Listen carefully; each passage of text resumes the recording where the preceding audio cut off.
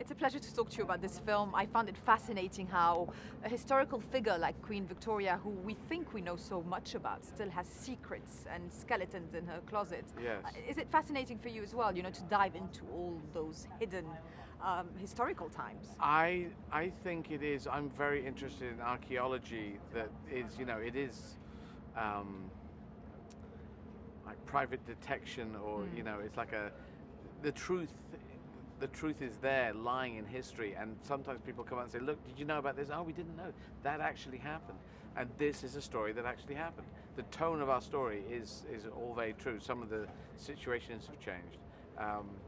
But we were shooting in Osborne House where a lot of these conversations actually happened. So it's good to get it out because it was a positive thing for Queen Victoria. I'm not into monarchy, but I like people to love each other. Yes. Love is better than hate. There's a lot of hate going on in the world, in the Donald Trump world. And so it's good to get love out there. And this is a story about love, and love can happen between any people because we're all humans. We're all the same, all 7 billion of us. And people spend so much time trying to separate us. It's run, hide, Brexit, separation, Trump hate, all that kind of stuff. But this is about people loving from different countries. They weren't expected to love, but of course they're two human beings, and anyone can love another human being. So it's a beautiful story. Judi Dench makes it a beautiful story. Stephen Frears does, and the humor that's in it, which I didn't feel there was going to be any humor in this, but it actually makes you access the drama and the love and the relationships much better. So that's great. I am Bertie, my character, the Prince of Wales, wants to be king. He's essentially the bad guy, le méchant, as the French would say, in it. But it's because he just wants to be king, and he would have been king 10 years earlier if it wasn't for this guy, Abdul. The Queen got an extra 10 years of life, I think, from this relationship. Yeah, he gave her that feel of life, that renaissance in hers. Is there a lot of information available about it all besides the book? No, I think the book is the main information on it because it was suppressed for so long. Prince of Wales spent a lot of time trying to find information and burn it. A lot of people used to burn stuff in the old days. You know, they'd write stuff and then they'd burn it and try and hide it. So because they're embarrassed about it, because they didn't want people to know about it. But it's a, you know, this is a story that happened, and it's good that people are now being able to see it, and it's good that Ali Fazal is coming and playing this character, and the scene in India, the country of India, is changing, and you know, it has maybe tricky politics at the moment, but the young generation, I'm very positive about the young Indian people coming out and now acting around the world, doing comedy around the world, business around the world. That's a wonderful thing. How did you want Bertie, the Prince of Wales, to be perceived? Obviously, he's got a history of his own. This is a bit of a capsule time.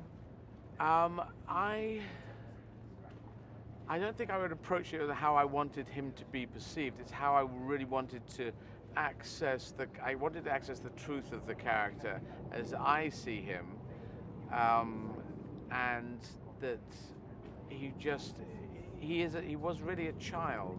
A lot of people still have the child, and Donald Trump is still a child and acts like a child a lot of the time. Bertie had this very childish thing that he just wants to be king. He wants all the palaces. He wants to be in charge of everything. He wants access to the boxes. The boxes contain all the information from the government about what's actually going on in the world, and he's never allowed to have this. So it's rather impatient, and I want to play. He wants the candy. Yeah, I want to play. And in fact, Victoria is also being childish as well. They're both of them just two children saying, "No, you can't have them. You can't have them. I've got them." Well, could you stop having them, and can you just pass on, and then I'll be king, and I can have the crowns and the things. You know, it's kids playing, dressing up almost. But it's unfortunately a lot of emotion in the world is not mature. Yeah. It's very childlike. Motivated I wanted to access him, and I had to put on 12 kilos for this.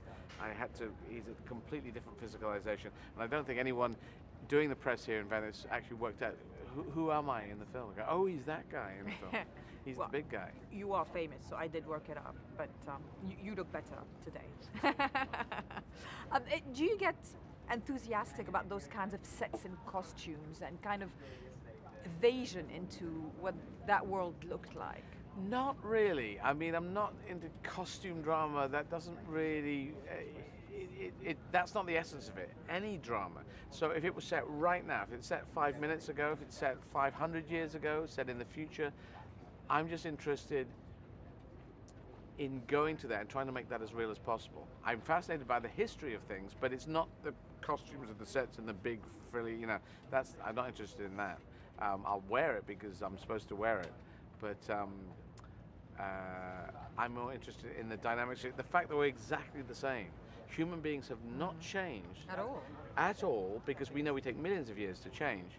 So when we were moving into caves, we were the same, still having these conversations. Some people saying, hey, let's fight each other, let's kill each other, let's separate, let's get tribes together and go and attack the other tribe. And some of us saying, we should be able to live together in harmonies, and he's from a different tribe, come and join us. Oh, you're in love with someone from a different tribe? You could have had this story back then. He's a king of the Bagantes, but he likes the Iceni and the so it's a human story. Love is always a human story. A good story for now, with a lot of hatred flying around in the world.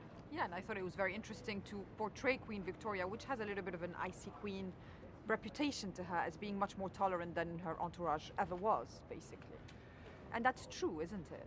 Yeah, well, I can't tell how enlightened Victoria really was. She was, in our story, she is arguing enlightenment because she has this relationship with Abdul Karim. And she is writing and learning Urdu, but I can't, because the rest of it, she didn't say, I shouldn't be empress, let's give India back. She didn't say that. So she just wanted the mango. Yeah, she wanted the mango and she wanted the guy. So up to a level, she's more enlightened, but she didn't make a huge stand. She didn't give the votes for women. She didn't push that through. There's a number of things she could have done if she was really enlightened. So I have to lean towards that, but not go too far down that road. Tell us about Judi Dench and the charm she brings. It's talent, it's charm, it's it's rawness that she has. She knows how to embody her characters. Well, I don't think Judi brings charm to her role. She has innate charm, and it's actually she has an innate. She's in touch with her, the teenage girl in her. That's what she can bring, that light of a young person that can be older because she has lived a longer life, but she can be the young girl in love with Abdul Karim. She can access all of that, and she enjoys life. She wants to live a good life. She has lived a good life, and a full life, and so she wants to continue doing it. And yeah, so it's great because I knew her from before, and now to be toe-to-toe with her in two roles that we're not getting on, because we get on in real life, and here we have to fight each other, and that's fun. Talk about fun, the experience of being in Venice, presenting the film, and going to your premiere in a boat, which is not too shabby. Well, going in a boat,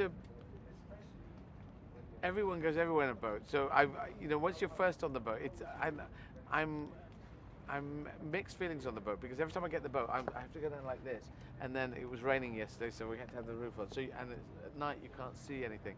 Yeah. In the daytime, it's more fun. But there's boats everywhere. I can't. But anyway, Venice. It's just great being in Venice.